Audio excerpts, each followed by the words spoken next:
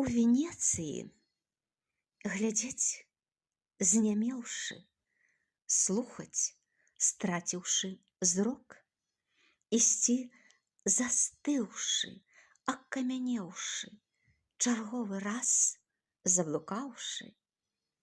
Але ніколькі ні сполаху, ні страху на такім праменадзе, дзе ўсё навыварат, дзе душа ісцялася і нарозхрыст.